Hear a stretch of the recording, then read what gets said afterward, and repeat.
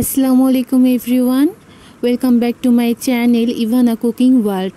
আজকে আমি আপনাদের সাথে শেয়ার করব কচুমুখী ও ইলিশ মাছ ঘাটি বা ঘন্ট। প্রথমেই আমি কচুমুখীগুলো সেদ্ধ করে নিয়েছি প্রেসার কুকারে, নিয়ে 10টা শীষ দিয়ে নেবেন, তাহলে ভালোভাবে সেদ্ধ হবে। কচুমুখীগুলো ভালোভাবে সেদ্ধ হয়ে গেছে দেখতে পাচ্ছেন।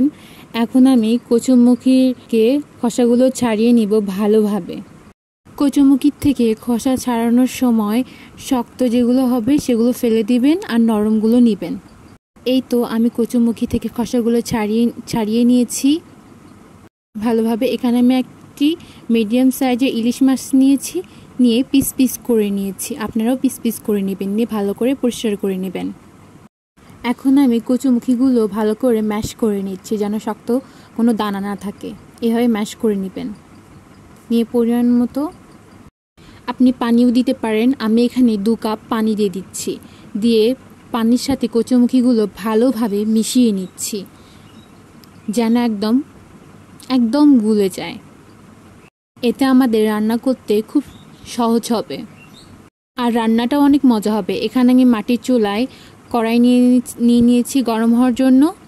আমি পরিমাণ মতো পেঁয়াজ দিয়ে দিলাম, পরিমাণ মতো তেলও দিয়ে দিয়েছি।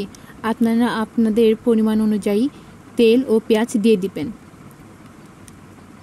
এখানে আমি 2টা তেজপাতাও দিয়েছি, দিয়ে ভালো করে তেলের মধ্যে পেঁয়াজগুলো ভাজিয়ে নেবেন। খেয়াল রাখবেন পেঁয়াজগুলো যেন পুড়ে না যায়, এই জন্য ভালোভাবে নাড়বেন।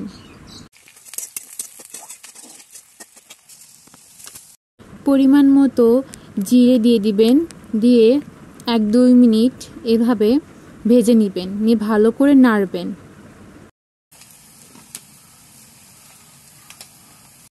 ভেজে নেওয়া হয়ে গেছে। এখন আমি 2 কাপ পানি দিয়ে দিব। আপনারা পরিমাণ অনুযায়ী লবণ, হলুদের গুঁড়া, মরিচের গুঁড়া দিয়ে দিবেন। আমি এখানে 1 চামচ লবণ দিয়ে দিচ্ছি, 1 চামচ হলুদের গুঁড়া দিয়ে দিচ্ছি, আর 1 চামচ মরিচের গুঁড়ো দিয়ে দিচ্ছি। এখানে হলুদের গুঁড়ো একটু বেশিই লাগে কচুমুখির জন্য। আদা রসুন বাটাও 1 চামচ দিয়ে দিবেন, কারণ এখানে মাছ অ্যাড করব, এই জন্য একটু আদা রসুন বাটা বেশিই দিয়ে দিবেন। দিয়ে ভালো করে নাড়িয়ে নেবেন।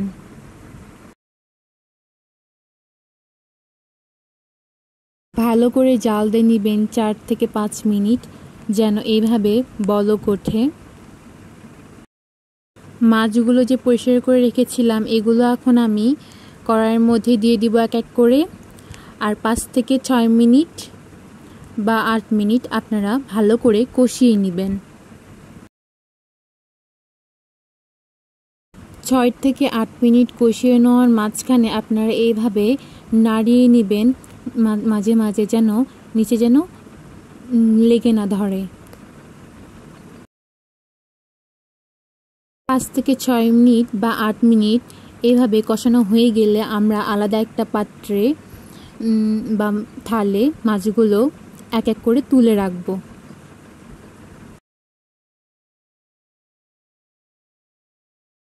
কচুমুখিগুলো ভালো করে পানি দিয়ে যে মিশিয়ে রেখেছিলাম সেগুলো এখন আমরা অল্প অল্প করে কড়াইয়ে ঢেলে দিব, আর ভালো করে নেড়ে দিব যেন নিচে লেগে না ধরে।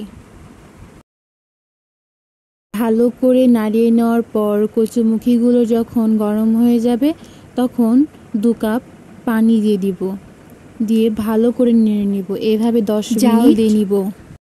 ঢাকনা দিয়ে কড়াইটা ঢেকে দিব। একটু পর পর ঢাকনা তুলে ভালো করে নাড়িয়ে নিব, যেন কড়াইয়ের নিচে লেগে না যায়। এখন তো অনেক ঘন আছে, এই জন্য ভালো করে নাড়তে হবে একটু পর পর। পানিগুলো যখন কমিয়ে আসবে তখন আমি এখানে পরিমাণ মতো তেল দিয়ে দিব। তেল দেওয়ার পরেও আমি এটাকে নাড়তে থাকবো, যেন নিচে লাগিয়ে না যায়। কচুমুখির মধ্যে এখন কোনো পানি নেই। এখন আমি এই জন্য মাছগুলো ভেঙে দিব, দিয়ে ভালো করে নিচে নাড়ব, যেন কচুমুখিগুলো পোড়া না লাগে। মাছগুলো যে প্লেটে রেখেছিলাম সেই প্লেটে মশলা লেগেছিল, যার কারণে একটু পানি দিয়ে কড়াইয়ে ওগুলো ঢেলে দিলাম, দিয়ে ভালো করে নাড়লাম। এরপর কড়াইয়ে আমি 3 কাপ পানি দিয়ে দিলাম।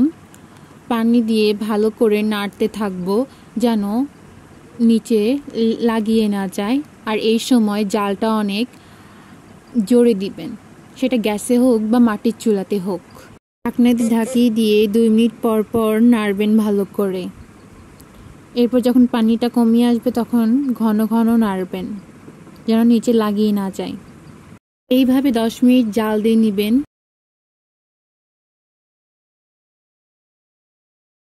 রান্নার শেষের দিকে ভাজা জিরে গুঁড়া হাফ চামচ এভাবে দিয়ে দিবেন কড়াইয়ে, দিয়ে ভালো করে নেড়ে নেবেন। নেড়ে নিয়ে 1 মিনিট বা 2 মিনিট জাল দিয়ে নেবেন ভালো করে, নিয়ে ঢাকনা দিয়ে ঢেকে দিবেন। তাহলে আমাদের রান্না কমপ্লিট। এইভাবে রান্না করে খাওয়ার পর আমাকে জানাবেন কমেন্ট করে।